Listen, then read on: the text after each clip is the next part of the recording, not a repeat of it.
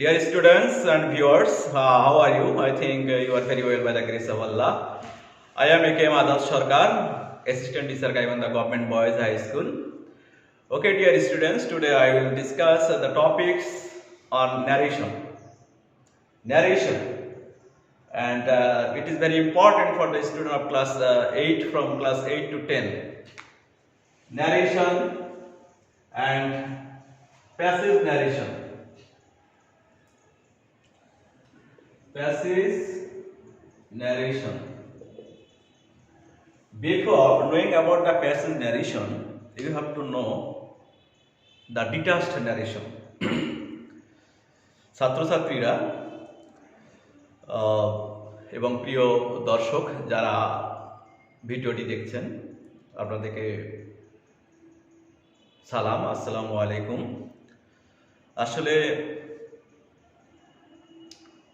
অনেক স্টুডেন্টই আমাকে ফোন দিয়ে বলেছে যে স্যার আসলে কিছু কিছু টপিকস আমরা থ্রোলি ইংলিশে বুঝতে পারি না, এটা আমাদের জন্য সমস্যা হয়ে যায়। ঠিক আছে, সমস্যা নাই, আজকে তোমাদেরকে আমি বাংলা মিডিয়ামে সুন্দরভাবে বোঝাই দিচ্ছি। প্যাসিভ ন্যারেশন যদি আমরা করতে যাই, তোমাদেরকে প্যাসিভ ন্যারেশন জানার আগে কিন্তু ডিটাচ ন্যারেশনগুলো জানতে হবে। ডিটাচ ন্যারেশন জানা ছাড়া প্যাসিভ ন্যারেশন জানা সম্ভব না। তো আসলে ন্যারেশন মানে হচ্ছে উক্তি। ন্যারেশন মানে হচ্ছে উক্তি, এবং এই ন্যারেশন হচ্ছে দুই প্রকার। There are two kinds of narration: direct narration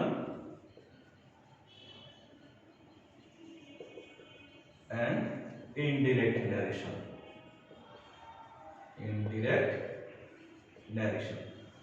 Perhaps you know it very well, the classification of narration. Narration is of two kinds: direct narration and indirect narration. And for the students who don't have any idea about narration, for them I would like to give an example. He says I am in. He says, মানে তোমার যারা একদম narration সম্বন্ধে অবগত, যারা কোনো কিছুই জানো না, তাদের জন্য আমি বলতেছি যে আসলে ন্যারেশন হচ্ছে দুই প্রকার: ডাইরেক্ট ন্যারেশন আর ইনডাইরেক্ট ন্যারেশন। প্রত্যক্ষ উক্তি আর হচ্ছে পরোক্ষ উক্তি। এটা হচ্ছে প্রত্যক্ষ উক্তি আর হচ্ছে পরোক্ষ উক্তি। এখন ডাইরেক্ট ন্যারেশন, দ্যাট মিন্স প্রত্যক্ষ উক্তি, তোমরা সব সুন্দরভাবে বুঝবা যে কি, এখানে দেখো কমা, কোটেশন, কমা এবং এই যে ইনভার্টেড কমা, এখানে কমা, এখানে দেখো ইনভার্টেড কমা। যদি কমা এবং এই কোটেশনের মধ্যে থাকে তাহলে আমরা এটা বুঝবো ডাইরেক্ট ন্যারেশন। আর যদি কমা, কোটেশন বা ইনভার্টেড কমা না থাকে, তখন আমরা বুঝবো এটা হচ্ছে ইনডাইরেক্ট ন্যারেশন। যেমন মনে করি হি says that he is ill. তো এখানে you have to think about the classification or the part of the sentence. What should you think? You must think about the part of the sentence. Suppose this is subject, এটা হলো একটা subject. This is verb, এটা হলো একটা কি verb. এই ভার্বটাকে বলা হয় কি রিপোর্টিং ভার্ব। ভালো করে খেয়াল করবে, এটা কি ভার্ব? Reporting verb. আর এটাকে বলা হয় রিপোর্টেড স্পিচ। তাহলে আমরা কি বুঝলাম? এটা হচ্ছে রিপোর্টিং ভার্ব, এটা হচ্ছে রিপোর্টেড স্পিচ। এই দুটো কিন্তু অবশ্যই মনে রাখতে হবে। যদি তোমরা প্যাসিভ ন্যারেশন বা ন্যারেশন সম্পর্কে ভালোভাবে জানতে চাও, if you want to know very clearly about narration, কি করতে হবে? তোমাকে বুঝতে হবে যে আসলে এটা কি, এটা কি। কারণ এই দুটো কিন্তু অঙ্গাঙ্গিভাবে জড়িত, এর উপর ডিপেন্ড করে এটা চেঞ্জ হয়।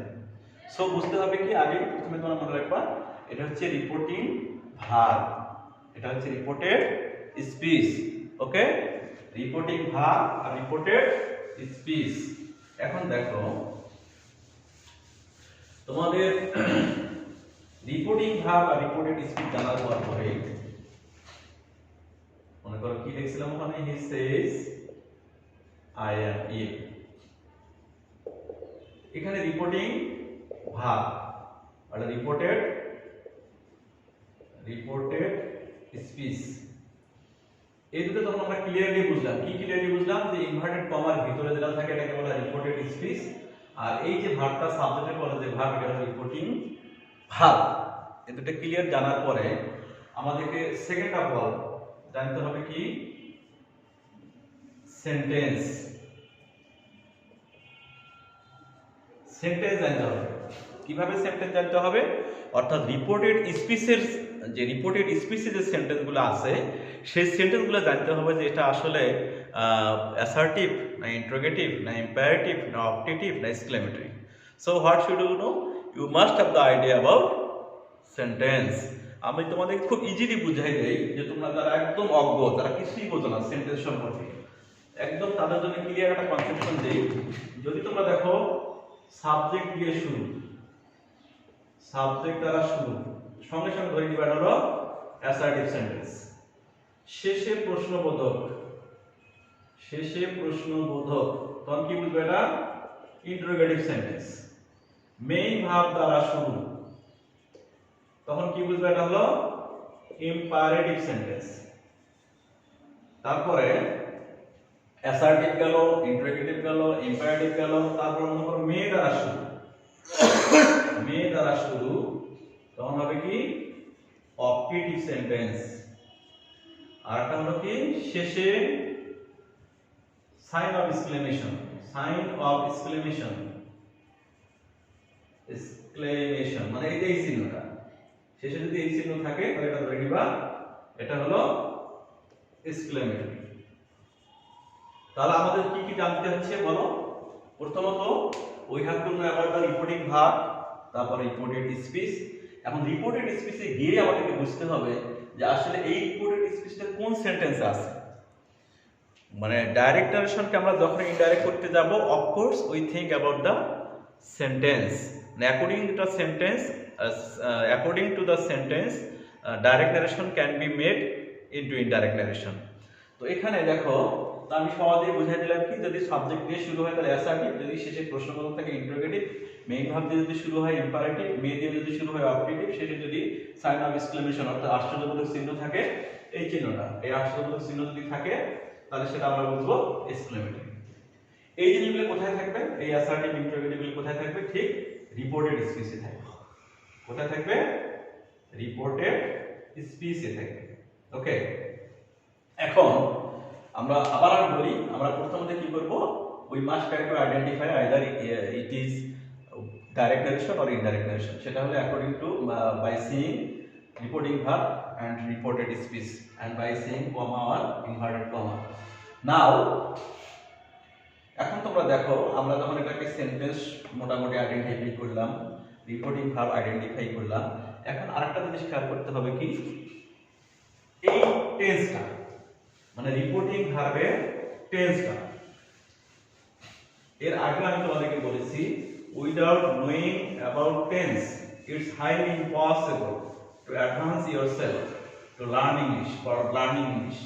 So you have to have the idea about tense. এখন আরেকটা জিনিস কেন আমি টেন্স বলতেছি শোনো, এখানে দেখো এই কথাটা মনে রাখবা, রিপোর্টেড স্পিচ, রিপোর্টেড স্পিচের টেন্স পরিবর্তন হয় তো কখন? যদি রিপোর্টিং ভার্ব পাস্ট ইনডিফিনিট অর্থাৎ ভি2 হয়। তবে ব্যতিক্রম আছে, যদি তখন দেখা যায় ভি2 হওয়া সত্ত্বেও যদি কখনো শোনা দেখা যায় রিপোর্টেড স্পিচে চিরন্তন সত্য কিছু আছে, তখন কিন্তু তোমাদেরকে আরোটা চেঞ্জ করতে হবে না, এটা গ্রাজুয়ালি বুঝবা। রিপোর্টেড স্পিচের টেন্স পরিবর্তন হয় যদি রিপোর্টিং ভার্বটি পাস্ট ইনডিফিনিট টেন্স হয়। এটা একটা ভালো করে মনে রাখবা। আরেকটা জিনিস মনে রাখবা,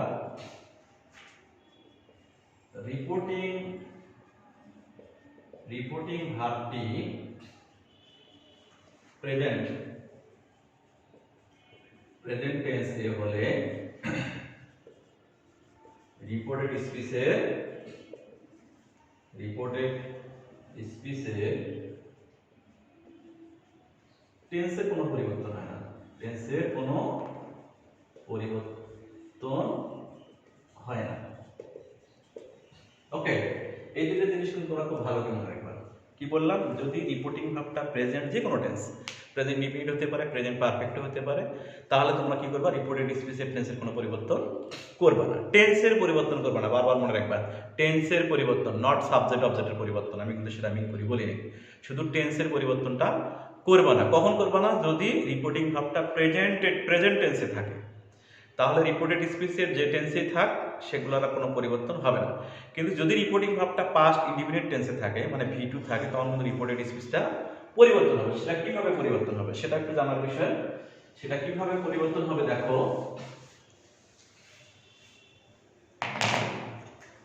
এটা একটা চার্ট তৈরি করতে পারি আমরা। মনে করো ডাইরেক্ট ডাইরেকশন, ইনডাইরেক্ট। যদি রিপোর্টেড স্পিচটা এখানে প্রেজেন্ট ইনডিফিনিট থাকে, প্রেজেন্ট ইনডিফিনিট থাকে, তাহলে আমরা কি করব, এটা পাস্ট ইনডিফিনিট করব। যদি প্রেজেন্ট কন্টিনিউয়াস থাকে, ওটা কি করব, পাস্ট কন্টিনিউয়াস করব। যদি প্রেজেন্ট পারফেক্ট থাকে, তখন কি করব, পাস্ট পারফেক্ট করব, পারফেক্ট। যদি প্রেজেন্ট পারফেক্ট কন্টিনিউয়াস থাকে, তাহলে কি করব, পাস্ট পারফেক্ট কন্টিনিউয়াস করব। আবার যদি পাস্ট ইনডিফিনিট থাকে, পাস্ট ইনডিফিনিট থাকলে কি করব, পাস্ট পারফেক্ট করব। যদি পাস্ট কন্টিনিউয়াস থাকে, তখন কি করব, পাস্ট পারফেক্ট কন্টিনিউয়াস করব। কিন্তু যদি আমার পাস্ট পারফেক্ট থাকে, তখন কিন্তু আমরা অপরিবর্তিত রাখব, অপরিবর্তিত। পাস্ট পারফেক্ট কন্টিনিউয়াসটাও অপরিবর্তিত। You have to memorize this chart. Okay, dear student, you have to memorize this chart gradually. Gradually, you have to improve yourself. First of all, what is your duty?